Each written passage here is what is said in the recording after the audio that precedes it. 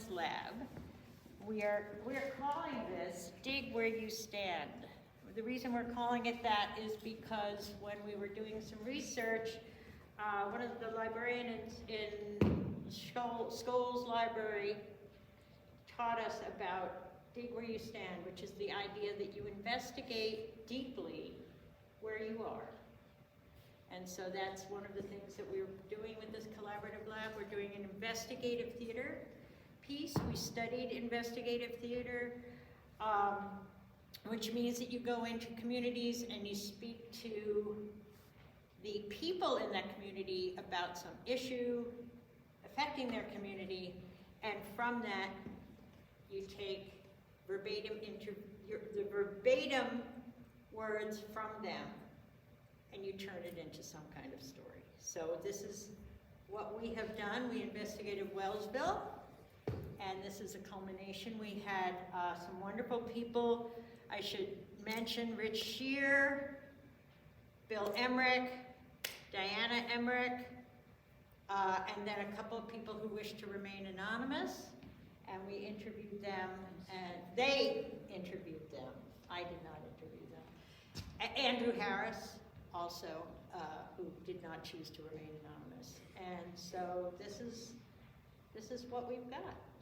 So without further ado, Dig Where You Stand, Wellsville.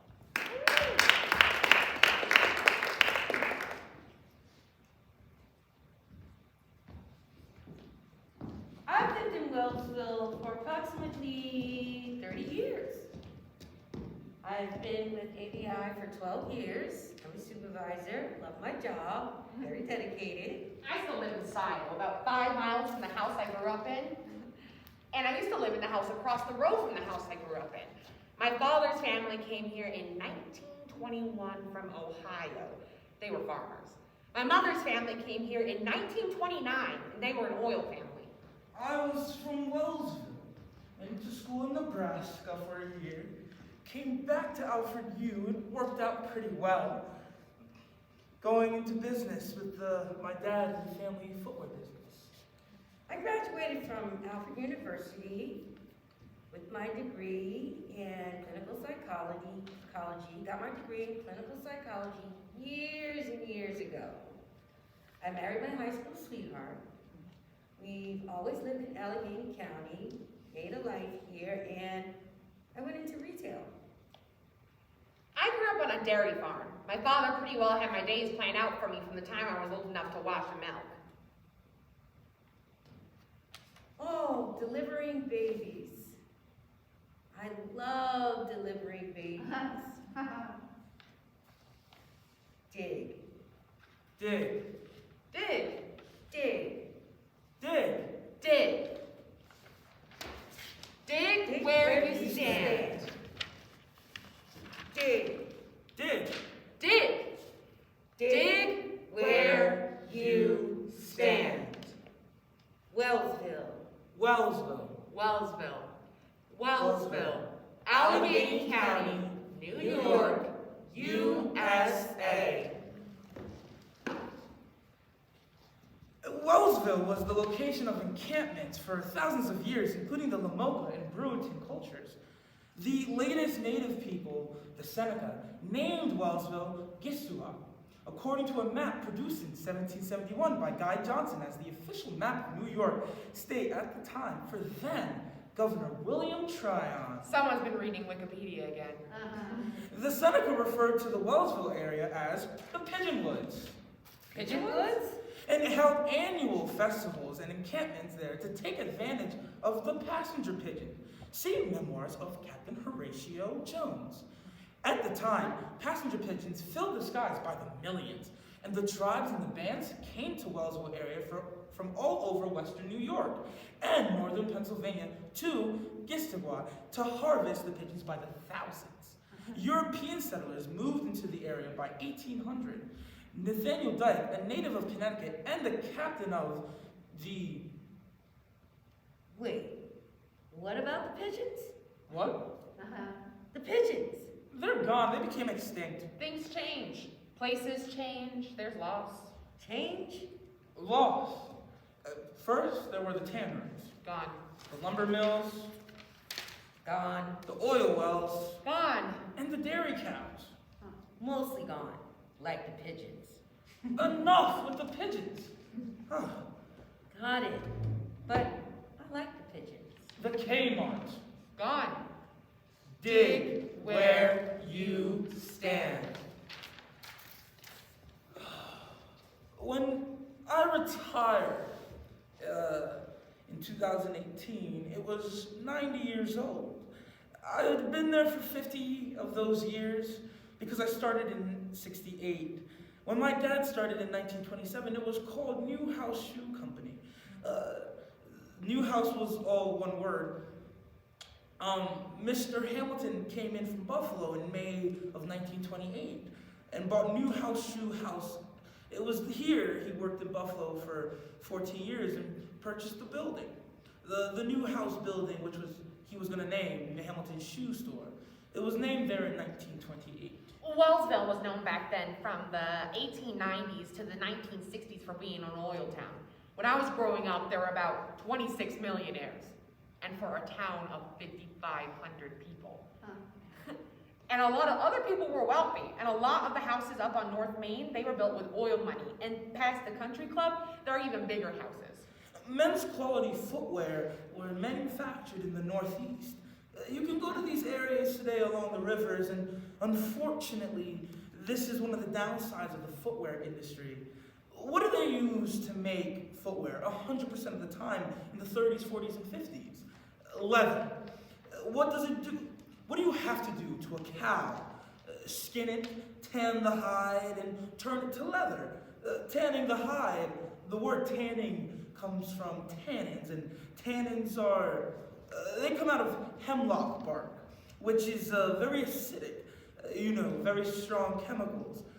What do they do with the chemicals? They dump them into the rivers, poison the frickin' rivers. So the footwear industry is one of the main ones that poison, from the tan bark industry. That was very important here in this area. It's funny. Now they're in the newspaper. Even last week I was doing a live stream of something. I forget what it was. Oh! I'm big into medical or illegal marijuana stuff too, okay? We were having a hearing in Wellsville about it, and I had one of my employees doing a live stream, and he made a wisecrack about me, about Walmart, I'm for legal cannabis, and in the village of Wellsville, but the village of Wellsville doesn't want it, and so it's the kind of irony, now I'm trying to stop them from bringing something in that they think might have consequences when I was the one doing it before. I think it's that whole not in my backyard argument, but you're politically inclined. It gets very tricky, very tricky. All of a sudden you're like, oh boy, I can't make that argument because I'm already on that side. When William Hamilton signed the purchase agreement on May 28th, Dick Shear, my father, was an all-state tackle practicing next to a brand new high school building he had helped build. He was already working in the shoe store on 83 North Main. He was a people's person, had a great personality. In high school, Mr. Hamilton when he came, did not know a soul in the world, and kept my father on because he liked him. There are even 5 or 6 dealerships in Wellsville, and there was a Cadillac Oldsmobile, a Chevy Garage, Buick, Pontiac, Chrysler, Dodge, Ford. There are 6 dealerships, and now there's only 1. People retired. Some sell. Now there's 1, and it's a used GM, and some bought the Ford dealership. You can't buy a Chrysler in Wellsville. And it used to be one of the largest Chrysler dealerships in New York State was in Wellsville. And now you have to go to Olean or Cornell to get one. This was when business in Wellsville was thriving. Every store on Main Street was full. There were no empty spots. If a store, disappeared, somebody else is right along to replace it. And when I was growing up, they had a Rocco's department store. 3 Nice Men's stores, Davies was a department store, and Sears on Main Street. And now, it's all gone. I could buy a really nice suit in Wellsville, and now, if I want to buy a suit, I have to go to Rochester or Olean, but they don't really have any good suits, so I go to Rochester. The happiest time the happiest time is actually putting my kids through college, through school. Ha, no, really. Yeah, they did all the sports, won the awards, big awards, scholarship. So that's what I live for. Nice, following the kids, and they were really the happiest times, you know. You're in big crowds, kids are happy to see you there. It's a good thing. It's a good feeling. You'll get there someday. Girl Scouts or Brownie Scouts marching on Memorial Day. Look at the old cars.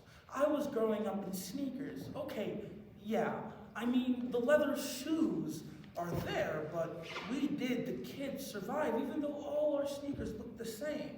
And they all looked at the sneakers, and they all, back in the 50s, that's me on the left, every one of our sneakers would look just alike, because they were just rubber bottoms and canvas tops.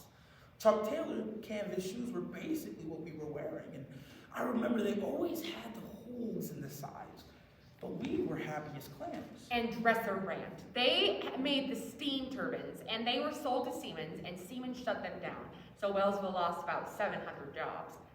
They were owned by an investment company. Investment banking firms love to cut jobs and cut positions, raise revenue up, and then jump the company onto somebody else. They moved the operation to some new place instead of the plant that was built in the 1930s. It's all about money. My dad hated to have to grow a mandatory face hair for the 1957 100th anniversary centennial for Wellsville. If you didn't grow a mustache or a beard, you were thrown into the kangaroo court. But, so, they were celebrating 100 years of business in Wellsville in 1957. So, in 1857 is when the village was incorporated. I lived in Wellsville for about 6 months. 6 months. But I was working the night shift at the hospital at the time, okay? So I didn't see much of Wellsville except to go to eat, okay? Okay, and you go to Kmart. Gone. Well, yeah, it's funny, because you can't even buy, if you need a coffee pot, you go to Walmart in Cornell or Olean. I've been telling people to go to Belmont in the general store.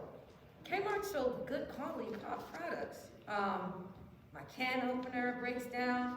I'm gonna run to Kmart and get a new one. My coffee pot, I drop the glass while I'm drying it. I'm gonna run to Kmart and get a new one. Convenient, right? We have to go out of town to go shopping, and the nearest place there is Walmart and Olean or Hornell.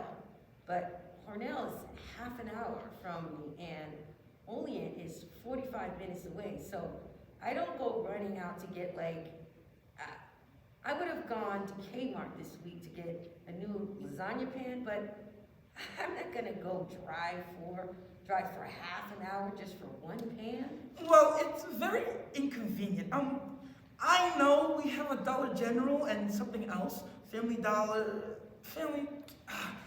but I don't really like going into those stores because they're not clean. Kmart was more spread out and more convenient. I didn't think that I went to Kmart that often, but I sure did miss it when it disappeared. Yeah, there were a lot of nice people that were working there, and when you go in, right, and it felt good to see those people over and over, and I feel bad for them. Yeah, it sounds like it was really hard, and it's still hard for the community. Yeah, no, the business was fine. It had nothing, if anything, it did go slightly downhill as the industries went out, but I started in 2001. Most of the industry decline had already happened. There was probably another 20% decline to go, which did have an impact, but also, unfortunately, the bar restaurant With the bar business, as the economy gets worse, the bar business doesn't always get worse. Sometimes it gets better. I think it was horrible. For Wellsville, everybody complained about it, but honestly, like, people come to Kmart and would bring people into town, and I hated to see it go, because it was really only our only department store. Now, all we have is Dollar General, and you really can't get, you know, a lot of nice sheets or a vacuum sweeper, or I don't know, just feel like it's been a disservice. Just not have it. Just not having it. Yeah, so I miss it. It is affecting the community. I'd rather have seen it be a Target, because there isn't anything that would bring a lot of people in. But we've never getting it because we're too small and there's not enough of the economy. It isn't good enough for even a Walmart to be considered. And now, especially for the older people who don't drive, what do they got? Can't get around as much. Walgreens. My mother is one of them. So she thinks a big trip is out to go to Walgreens. But I owned the bar during the whole Walmart lawsuit. That hurt my business too, because 90% of the people in this area wanted Walmart in the worst way.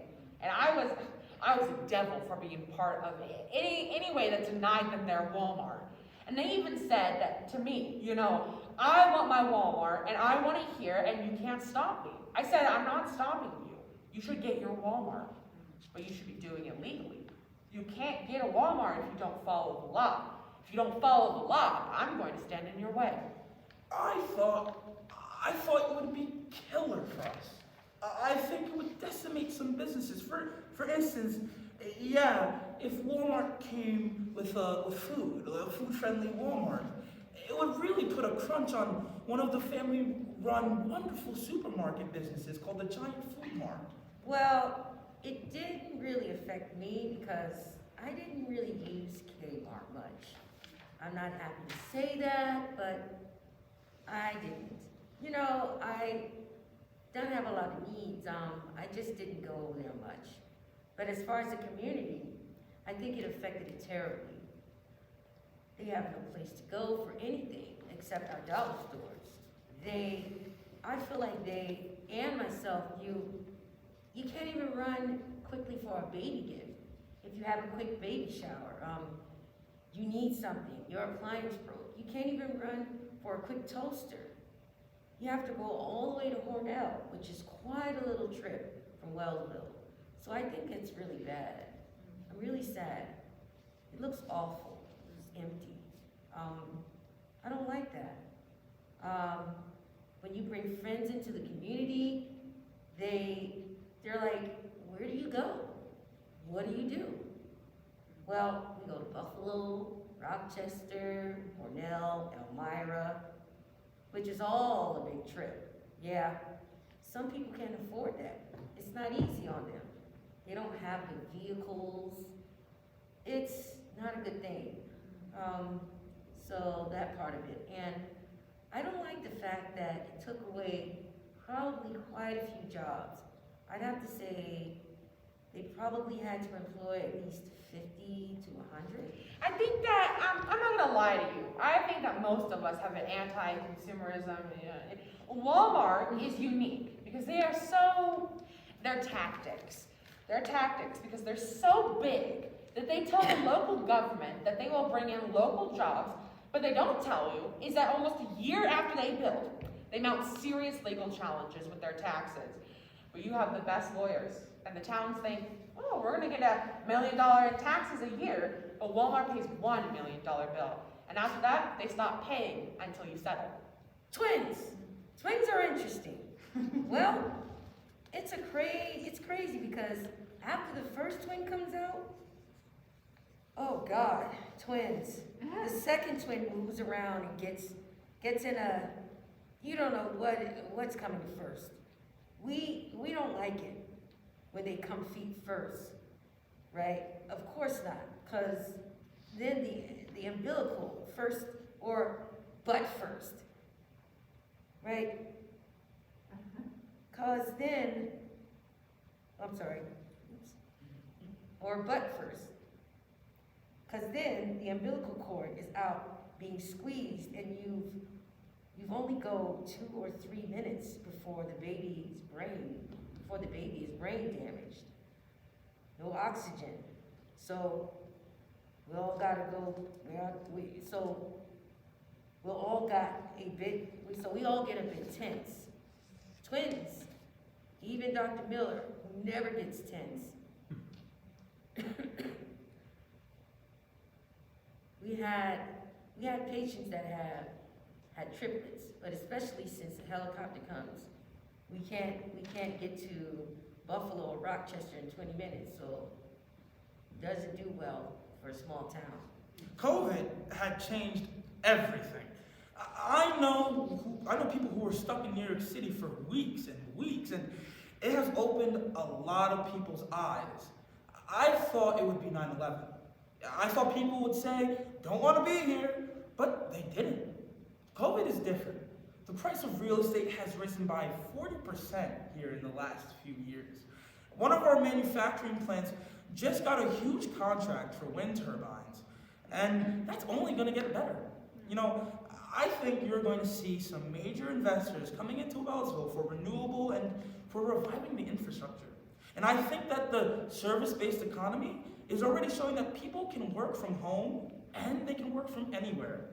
I think for all the bad of COVID, it really showed the value of living in a rural area. Maybe someday I'll retire and go back and forth from the South, but no, I have no desire to go anywhere else. I like it there. It's safe for the most part. But I'm an outdoorsy kind of person. I'm the kind of guy that lives in the middle of the woods. If you love the outdoors, if you love nature, if you don't want to be around a lot of people, this is the place to be. It's pretty untouched. Part of the thing I like about it is that I think that what it can be in the future. You know, I think about that. I think we are at the bottom in some ways. People are coming out from New York City all the time, though. You know, I've traveled the country and I haven't found a place that is better for me. I like it here. We had a group up by New Jersey who came here for years because it's rural and because the kids could run around and do whatever they wanted, but you didn't have to worry about the kids. And it was like that for a lot of groups that came out. There's something special about July. You can have a touch football game in the middle of Main Street and you can stop and let the cars go by. Dig. Dig.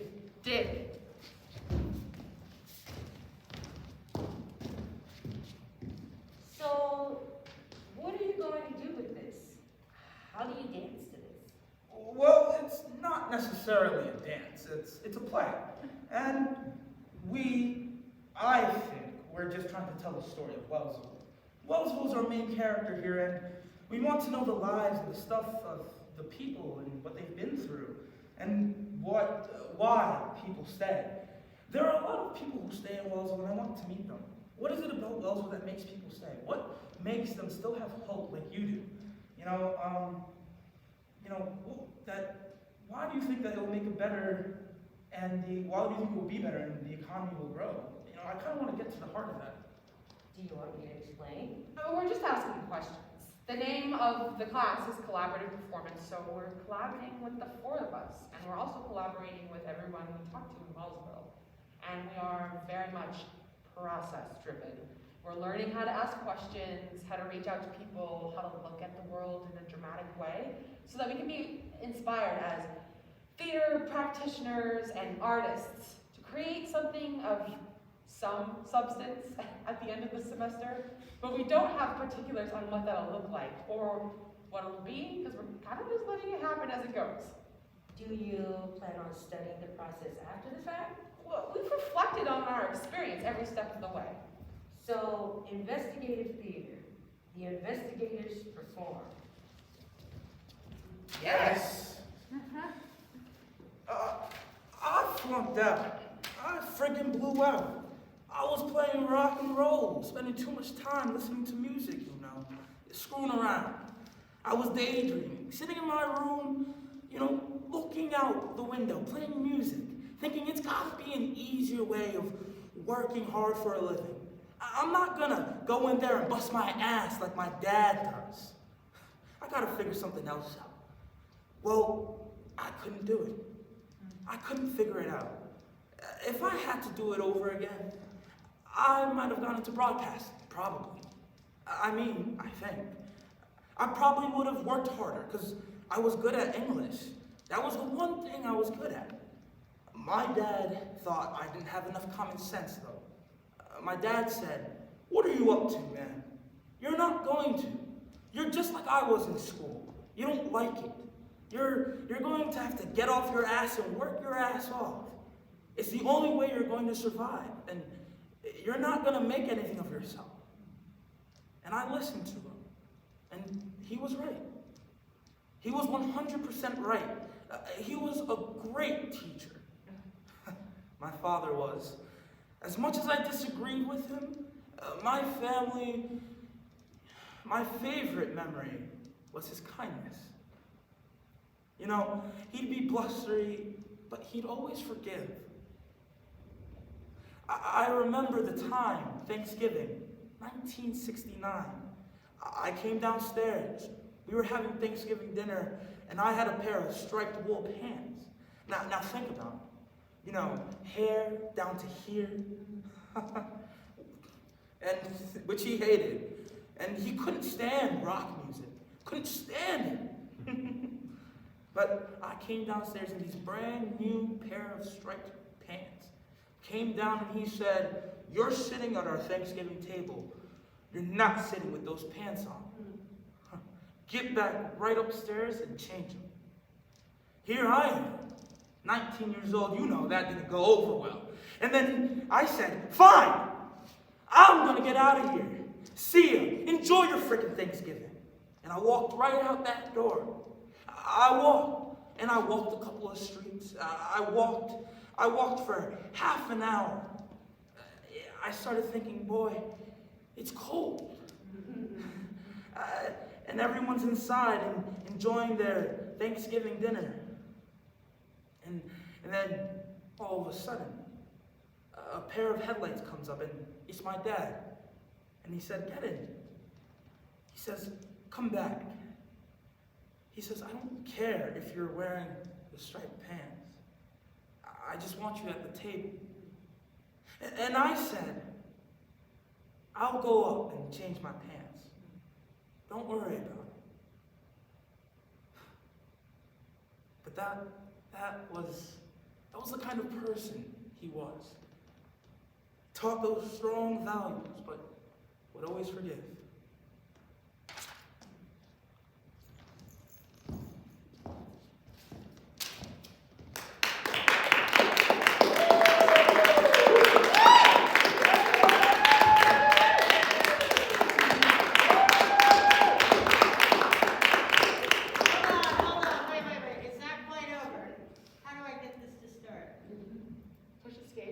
Wait, oh, I gotta, hold on, we're technically flawed here.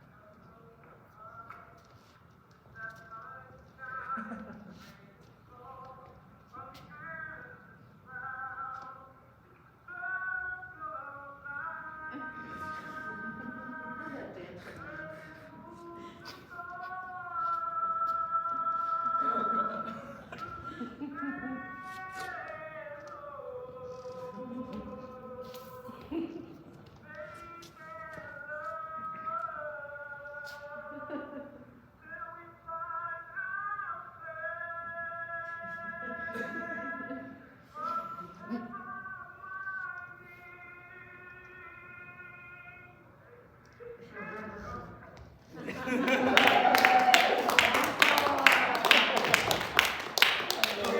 guys for coming. Yeah, it's great. You guys are great.